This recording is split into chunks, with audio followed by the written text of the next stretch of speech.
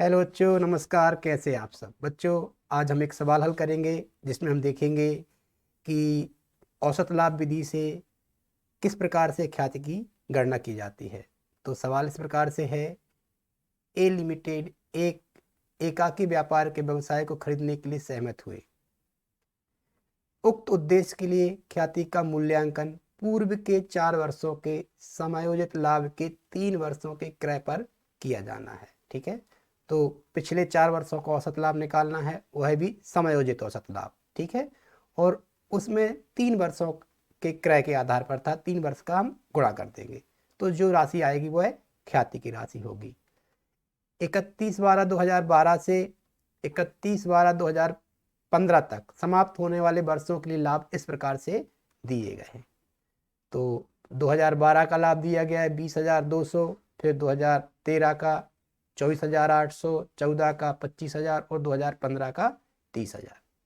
निम्नांकित अतिरिक्त सूचनाएं उपलब्ध है। पहली है 1/9/2014 को प्लांट एवं मशीनरी पर 6,000 रुपये की बृहत मरम्मत व्यय को रेवेन्यू खाते में प्रभावित किया गया है। तो हम जानते हैं कि मरम्मत के व्यय तो रेवेन्यू नेचर के ही होते हैं, लेकिन क्या हुआ, ख्याति के लिए इसे पूंजीगत करने का निर्णय लिया गया है। अर्थात इसे क्या मान लेना है, हमें ख्याति की गणना के लिए पूंजीगत मान लेना है। परंतु क्रमागत ह्रास पद्धति पर 10% वार्षिक ह्रास की दर से ह्रास काटना था। ठीक है, तो ह्रास भी नहीं काटा होगा तो ह्रास की कैलकुलेशन हम कर लेंगे। आगे लिखा है कि 31/12/2013 को समाप्त होने वाले वर्ष के लिए स्टॉक अर्थात अंतिम स्टॉक जो है 2,400 रुपये से अधिमूल्यांकित किया गया है। अर्थात जितना भी मूल्य लिखा गया है वह 2,400 रुपये से अधिक लिख दिया गया है, तो उसको कम कर दिया जाएगा, तो लाभ भी क्या हो जाएगा, कम हो जाएगा 2013 का। फिर है प्रबंध के व्यय को पूरा करने के लिए ख्याति के मूल्यांकन हेतु 4,800 रुपये वार्षिक प्रभारित किया जाना चाहिए। अर्थात यह निर्णय लिया गया है कि जो प्रबंध पर होने वाले जो व्यय हैं वह कितने होंगे, अब 4,800 रुपये वार्षिक होंगे। इसका मतलब है कि हर वर्ष के लाभ में से 4,800 रुपये कम कर देने चाहिए। तो ख्याति का हमको मूल्यांकन करना है, तो ख्याति के मूल्यांकन का फार्मूला क्या होता है, गुडविल बराबर होता है एवरेज प्रॉफिट और इसमें गुणा कर देते हैं नंबर ऑफ ईयर्स परचेज अर्थात क्रय वर्षों की संख्या। तो क्रय वर्षों की संख्या कितनी दी गई है, यहाँ पर 3 दी गई है। ठीक है, एवरेज प्रॉफिट हमको निकालना होगा, लेकिन यहाँ पर निर्देश में क्या लिखा था, 4 वर्षों के समायोजित लाभ। अर्थात यहाँ पर क्या करना पड़ेगा हमको, ये जो एवरेज प्रॉफिट है वो एडजस्टेड एवरेज प्रॉफिट होना चाहिए। ठीक है, तो निकाल लेंगे हम एडजस्टेड एवरेज प्रॉफिट। तो इससे पहले क्या करना पड़ेगा हमको, ये समायोजन करने होंगे। तो कैलकुलेशन कर लेते हैं। सबसे पहले हम करेंगे calculation of adjusted average profit. ठीक है, तो इस प्रकार से हम सबसे पहले प्रॉफिट लिखेंगे 2012 का।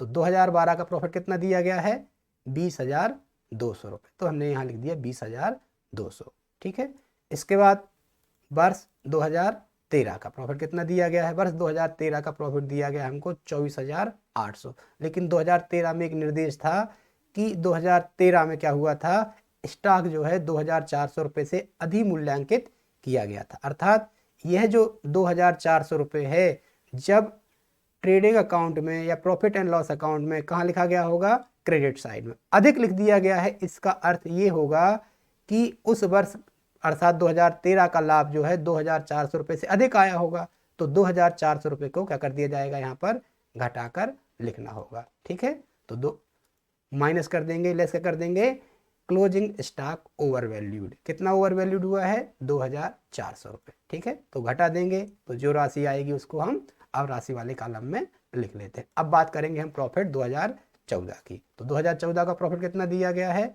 2014 का प्रॉफिट दिया गया है 25,000। और इसमें एक समायोजन भी हमको करना है कि जो मरम्मत के हैं व्यय जो थे रेवेन्यू नेचर के थे उनको क्या कर लेना है, कैपिटल नेचर का मान के हल करना है। ठीक है, तो करते हैं इसको हम 25,000। देखिए बच्चों, यहाँ पर हमने देखा कि 2013 का जो क्लोजिंग स्टॉक था वह 2,400 रुपये से ओवर वैल्यूड था। यही क्लोजिंग स्टॉक 2014 के लिए क्या बन जाएगा, ओपनिंग स्टॉक बन जाएगा। और जब ओपनिंग स्टॉक ओवर वैल्यूड रहेगा तो डेबिट में लिखा जाएगा, तो लाभ उससे क्या हो गया होगा, कम हो गया होगा 2014 का। तो अब हमें लाभ बढ़ाना पड़ेगा, अर्थात ऐड करना पड़ेगा। Add opening stock over valued, कितना 2400। और बच्चों प्रश्न में क्या लिखा था, प्रश्न में लिखा था कि एक मरम्मत का व्यय हुआ है 6000 का, जो रेवेन्यू नेचर का है, लेकिन उसे ख्याति की गणना के लिए पूंजीगत नेचर का मानना है, कैपिटल नेचर का मानना है। तो क्या करना पड़ेगा, इसको हमको ऐड करना होगा। क्यों ऐड करना होगा, क्योंकि यह एक एक्सपेंसेस की तरह लिखा गया था 2014 में, और जब 2014 में एक्सपेंसेस था तो लाभ क्या हो गया होगा, उससे कम हो गया होगा। अब उसे हटाया जा रहा है तो क्या होगा, लाभ बढ़ जाएगा। ठीक है, मेजर रिपेयर्स एक्सपेंडिचर कितने हुए, 6000, इनको जोड़ लेते हैं तो आ जाते हैं 33,400। और इस पर क्या लगाना है हमको, डेप्रिसिएशन लगाना है, तो माइनस कर देंगे, minus depreciation on major repairs expenses. ठीक है, कितने के हैं, 6000 के हैं। कितना लगेगा देख लेते हैं, सवाल में दिया होगा आपको कितने परसेंट का ह्रास लगाना है। ये 10% वार्षिक क्रमागत ह्रास पद्धति से। ठीक है, तो 10%।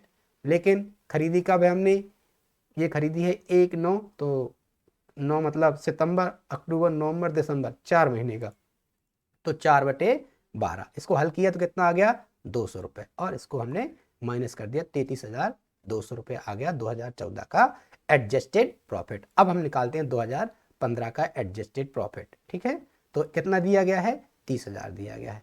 कोई समायोजन देख लेते हैं, कोई समायोजन नहीं दिया गया है। ठीक है, लेकिन ध्यान दीजिएगा यहाँ पर, ये जो हमने 2014 में प्लांट एंड मशीनरी पर रिपेयर किया है, इस पर ह्रास तो लगेगा। अब ह्रास 2014 में तो लगा दिया, लेकिन अब जब ये संपत्ति बन गई है तो संपत्ति 2015 में ही होगी, उस पर भी ह्रास लगेगा। ठीक है, तो हमें क्या करना पड़ेगा, इसमें से घटाना पड़ेगा डेप्रिसिएशन। ठीक है, कितने पर लगेगा, देखिएगा ये 6000 की थी, इसमें से 200 रुपये का ह्रास पहले लग चुका है, तो कितने की बची, 5800 की। और चूंकि क्रमागत ह्रास पद्धति से ह्रास लगा रहे हैं तो 5800 पर ह्रास लगेगा, 10% आएगा 580, और इसको घटा देंगे 29,420 आ जाते हैं। अब इन सभी लाभों को हम जोड़ लेंगे तो हमारा टोटल एडजस्टेड प्रॉफिट निकल आएगा। अब हमें क्या निकालना है, एवरेज प्रॉफिट। ठीक है, तो एवरेज प्रॉफिट निकाल लेते हैं। एवरेज प्रॉफिट कैसे निकलता है, जितना भी प्रॉफिट दिया गया है उसमें हम नंबर ऑफ ईयर्स का भाग कर देते हैं, तो आ गया हमारा 26,305। लेकिन एक समायोजन बचा हुआ था। क्या समायोजन बचा हुआ था बच्चों, समायोजन ये बचा हुआ था कि प्रबंध के जो व्यय हैं 4,800 के वार्षिक प्रभावित करना है। ठीक है, तो प्रभावित कर लेते हैं हम। ठीक है, तो यहाँ पर एनुअल चार्ज जो है कितना है, 4,800, इसको माइनस कर देंगे तो आ गया 21,505 रुपये। ये आ गया हमारा एडजस्टेड एवरेज प्रॉफिट।